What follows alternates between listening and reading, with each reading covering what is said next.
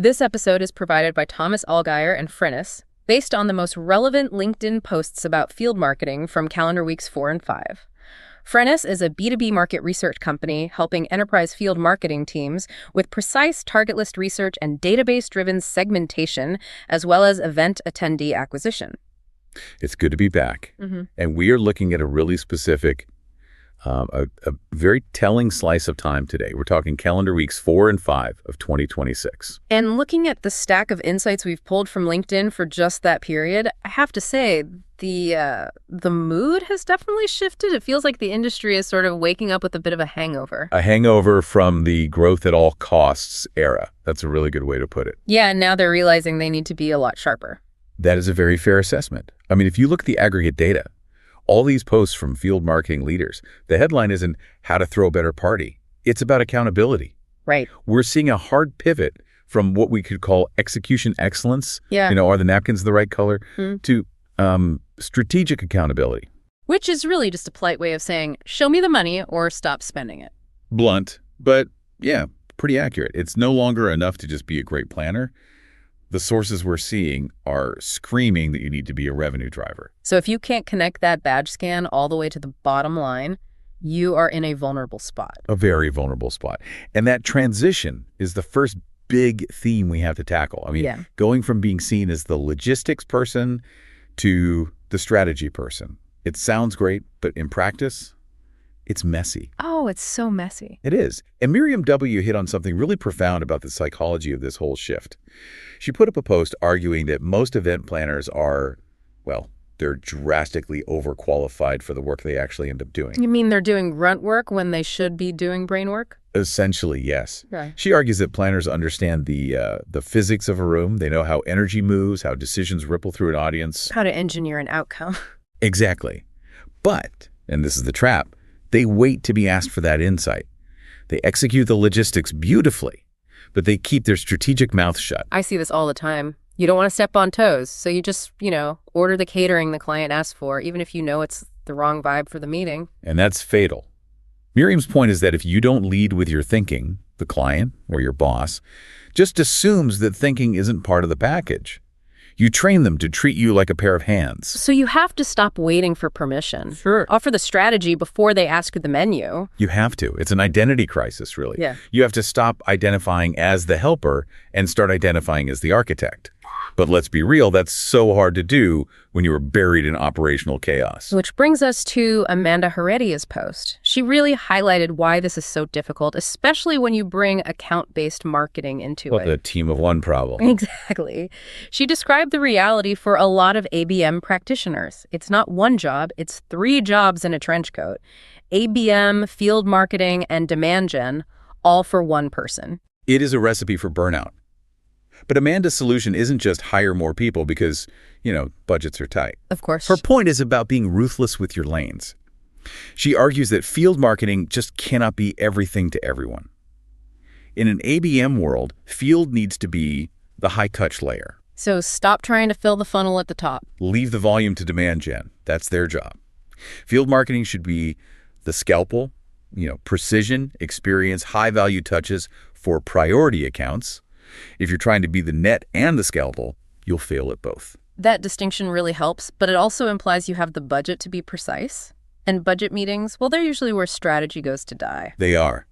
Jay Monash had some thoughts on this that I found so refreshing because they were so defensive. Defensive in a good way. In the best way. He's trying to arm marketers against the CFO. Jay's critique is that too many budgets are just pulled out of thin air. You know the drill. We spent $50K last year, so let's ask for 55. Or the classic, here's what we have, so that's what you get. Right. So Jay outlines this framework that forces you to work backward. Start with the KPIs that ladder up to the actual business objectives. Then identify revenue sources of sponsorship in the mix. Then, and this is crucial, break down fixed versus variable costs. That fixed versus variable split is where people get burned. Every single time. Yeah. If you don't know which levers you can pull when things go sideways, you're not managing a budget, you're just spending cash. It's just basic business hygiene, but I bet fewer than half of field teams actually do that kind of rigor. I'd take that bet. Now, I want to pivot to the how of all this. Because the common advice when you are overworked is just outsource it. Hire a contractor. And Alex Atkins is here to tell you that is a dangerous fantasy. I loved his post. It was so honest, this myth that contractors are just instant leverage. Alex points out that quick tasks are rarely quick. You hold all the brand context in your head. The contractor doesn't. So you end up spending 2 hours explaining the backstory for a task that might take them an hour to do. You're not saving time. You're just shifting the effort from doing to teaching. And you're creating risk. Alex warns that without incredibly tight management, contractors become single points of failure.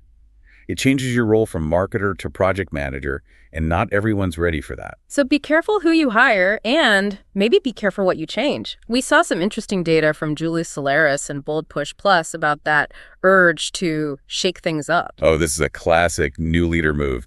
I'm in charge now, let's redesign the whole event. All right. And Julie's looking at the data and he says, stop it. Boring advice, but probably profitable. His research suggests that radical redesigns usually disrupt the audience more than they delight them. The smarter play is micro-optimizations. Look at where your NPS dipped last year. Fix that. Don't tear down the house to paint the bathroom. And Yannick Simon threw in a financial incentive for that kind of planning. He mentioned you can save up to, 10,000 euros just by avoiding planning bloat? Yeah, things like booking venues that are too big because you're overly optimistic. Or, and this is a big one, unrefined briefings that lead to endless revision loops with agencies. Revision loops are just setting money on fire. So the takeaway here is be precise, define your role, and stop reinventing the wheel. Which brings us to the elephant in the room. You can do all that perfectly, but if you can't prove it worked, you're still getting your budget cut. Oh. This is our second theme. Event ROI, measurement, and data discipline. This is the part that hurts. We call it the black hole of event data. Nick Bennett shared a story that is, frankly, terrifying. He talked about a company dropping nearly $300,000 on events. And their success metric, gut feeling. The vibe was good, boss. Can you imagine telling that to a CFO? You'd be fired on the spot. But Nick diagnoses the problem so accurately. It isn't usually that the event was bad, it's the data handoff. We've all seen this movie. You scan badges, the data is messy, wrong emails, personal Gmails, no context. And it sits in a spreadsheet for 2 weeks because everyone is exhausted? Spreadsheet purgatory. By the time it gets to sales, the lead is ice cold. Nick is pushing for instant enrichment and tagging. He mentioned tools like Popple. You have to bridge that gap between the handshake and the CRM immediately. Ryan Alvarez-Cohen and Connor Jeffers back this up, looking at the human error factor. Ryan calls it revenue leakage. And let's be honest about what that means. Sales reps hate manual data entry. They hate it. If you give a rep a stack of 400 business cards or a CSV file, they're not going to type them all in. They'll cherry pick the 3 they remember and trash the rest. That is leakage. And Connor Jeffers from Cvent happily mentioned the gold standard, real-time sync. He said they had meetings booked for the following week before they even got on the plane home. That is speed to lead. And Peter Dalton gave us a stat that proves why speed is everything. He noted that 80% of trade show leads are never followed up on. It's staggering. Companies spend millions to get these leads and then just ignore them. They don't mean to ignore them. The window just closes. Peter's point is the problem isn't attendance. It's that by the time the data is usable, the prospect has moved on. However, here's the nuance. Manpreet Wadham stepped in with a warning about speed versus quality. Good point, because if you just auto-blast everyone who stopped by the booth for free socks, you're going to annoy a lot of people. Exactly. Manpreet warns against chasing volume. Not every badge scan is a lead. If you hand sales 500 leads and 450 other are junk, sales will stop trusting field marketing. So what's the fix? You need speed, but you also need filters. Manpreet suggests using AI to rank buyer readiness, identify who is actually in market, and send those to sales immediately.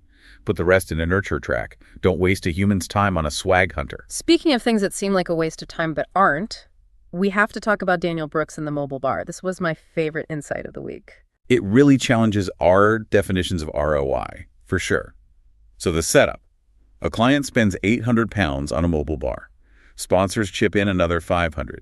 It's a rounding error in a marketing budget. Yeah, that usually just gets coded as catering or something. Correct. They tried the business closed at the bar.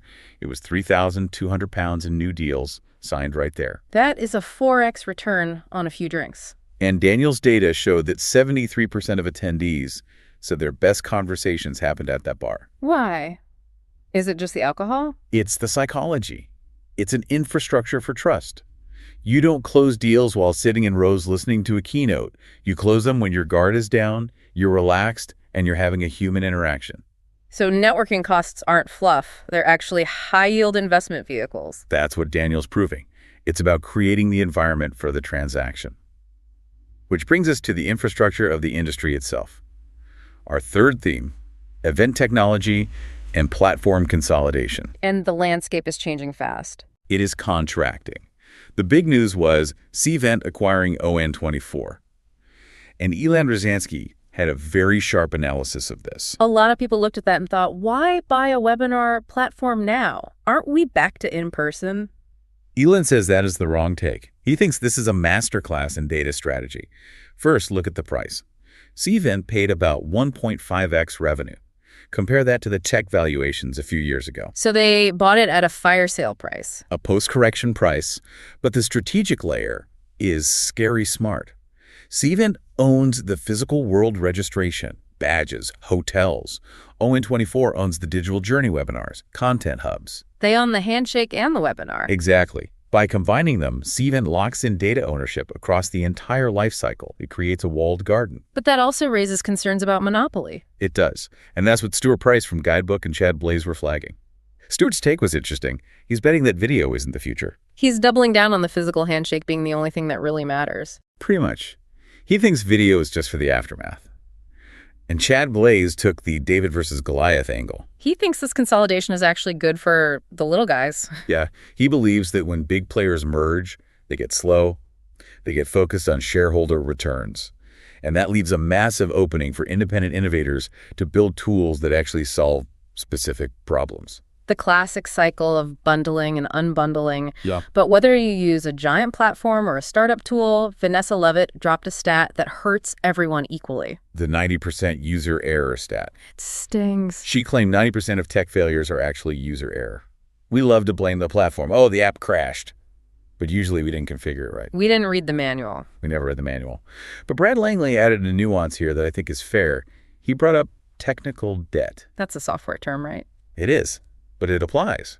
If vendors build features too fast, prioritizing speed over quality, they're building fragile systems. So sometimes it is the platform's fault. So we have the strategy, the data, and the tech. But none of it matters if the actual experience is terrible. Our final theme, experience design and human engagement. And it feels like the more tech we add, the more we crave something real. That is the paradox Dylan Hebb pointed out. He said tech should be invisible. Invisible tech. I like that. It only matters if it removes effort. Nobody goes to a conference to use an app. They go to learn or connect. Dylan's argument is that as tech gets smarter, the experience has to feel more human, not less. And Kevin Richards took that idea of human scale, literally. He's seeing a shift away from the mega booth. Yeah, the vanity metrics are dying. Yeah. B2B tech loves to brag. We had a 50 by 50 booth. Kevin argues that small events, executive dinners, roundtables are often working much better. Because you can't hide in a small room. Precisely. Deep conversations require intimacy. Trust happens in quiet rooms, not on a crowded expo floor with a DJ blasting. Speaking of stress, Angelica Bruce Kaufman touched on the host paradox. This was the emotional core of the week's reading for me.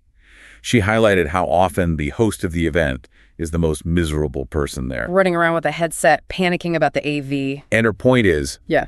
if the host is stressed, the guests feel it. Energy transfers. Her goal for experience design is that the planning should be so tight that the host can actually be a guest. It's so true. If I walk into an event and the organizer looks like they're about to have a panic attack, I immediately feel tense. It ruins the psychological safety.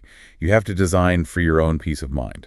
We also had Sophia Fries talking about how to design that experience. Specifically, stop guessing. Community co-creation. Just ask them. Sophia suggests using things like WhatsApp feedback groups to ask the community what they want before you build it. And finally, Anurag Duggal gave us the best summary of the week. It cuts through all the jargon, all the tech talk. Humans touching grass together. It is perfect. It is. We overcomplicate this so much, but fundamentally, we're just trying to get people to leave their screens, come into a shared space and connect. If you aren't achieving that, the rest is just noise. So if we look at weeks 4 and 5 as a whole, what's the signal? The signal is maturity. Field marketing is growing up. We're moving from the party planner era into a strategic revenue era. That means leading with strategy, defending your budget with data, and using tech to enhance, not replace, that human connection. Humans touching grass, but with better data attribution. That's the goal. Well, that brings us to the end of this deep dive. If you enjoyed this episode, new episodes drop every 2 weeks. Also, check out our other editions on account-based marketing, go-to-market, channel marketing, MarTech, social selling, and AI in B2B marketing. Thanks for listening. Don't forget to subscribe so you don't miss the next one. Catch you then.